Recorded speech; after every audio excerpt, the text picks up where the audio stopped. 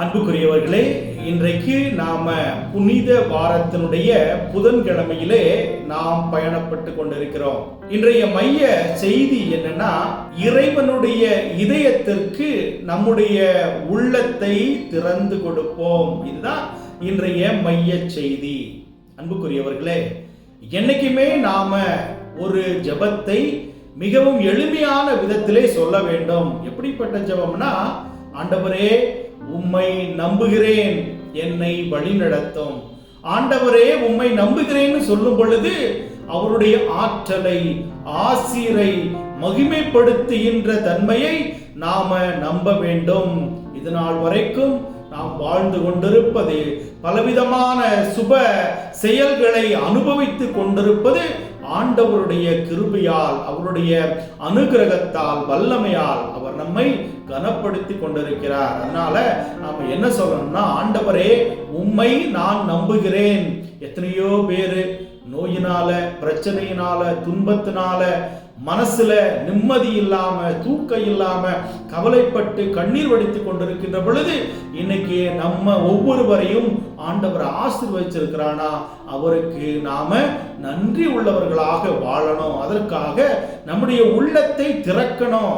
அந்த உள்ளத்துல இறை அருள் அதிகமாக நிறையணும். அப்பொழுதுதான் ஆண்டவர் நமக்கு அடுக்கடுக்கான நன்மைகளை செய்வார். எனவே அன்புக்குரியவர்களே, இந்த தவ காலத்துல நாம இறைவனோடு பயணிக்கின்ற இந்த நேரத்துல நம்முடைய உள்ளத்தை இறைவனுக்கு திறந்து கொடுக்க வேண்டும். ஆண்டவரே உம்முடைய அற்புதத்தால் என்னை நிரப்பும். நமக்கு தெரிந்த நண்பர்கள் ரோட்ல போயிட்டு இருக்கின்ற பொழுது அந்த ரோடு ஆக்சிடென்ட்னால அவர்கள் பாதிக்கப்பட்டு வீட்டுல முடமாக இருப்பாங்க.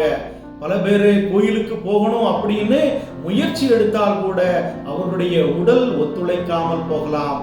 பல நபர்கள் மருத்துவமனையில அவர்கள் இன்டென்சிவ் கேர் யூனிட் ஐசியூல அனுமதிக்கப்பட்டிருக்கலாம். ஆனா இன்னைக்கு நம் ஒவ்வொருவரையும் ஆண்டவர் நடமாட வைத்திருக்கிறான்னா நாம கடவுளுக்கு நன்றி உள்ளவர்களாக இருக்க வேண்டும்.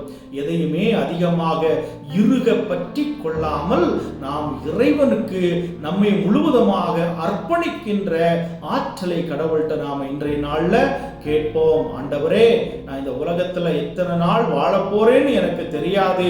அது நாங்க நினைச்சுக்கிட்டே இருந்தா பயத்திலும் நாங்கள் கவலையிலும் தான் வாழ்ந்து கொண்டிருப்போம். ஆனால் இருக்கின்ற வரைக்கும் நாங்கள் இரக்கத்தோடு வாழ உம்முடைய திரு இரத்தத்தால் எங்களை கழுவி நாங்கள் புனித பாதையிலே பயணம் செய்ய எங்களுக்கு வரம் தாரும்னு நாம் இன்னைக்கு கேட்போம். நம்முடைய குடும்பத்தை கடவுளுடைய கரத்திலே ஒப்பு கொடுப்போம். கடவுள் நம் ஒவ்வொருவரையும் ஆசீர்வாதத்தால் நிரப்ப, அன்பினால் வழிநடத்த நாம இன்றைக்கு ஆண்டவருடைய வல்லமையை கேட்போம்.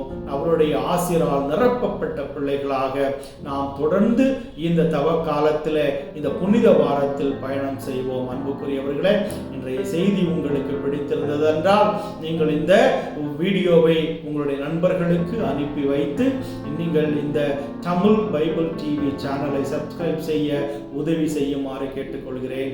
God bless you.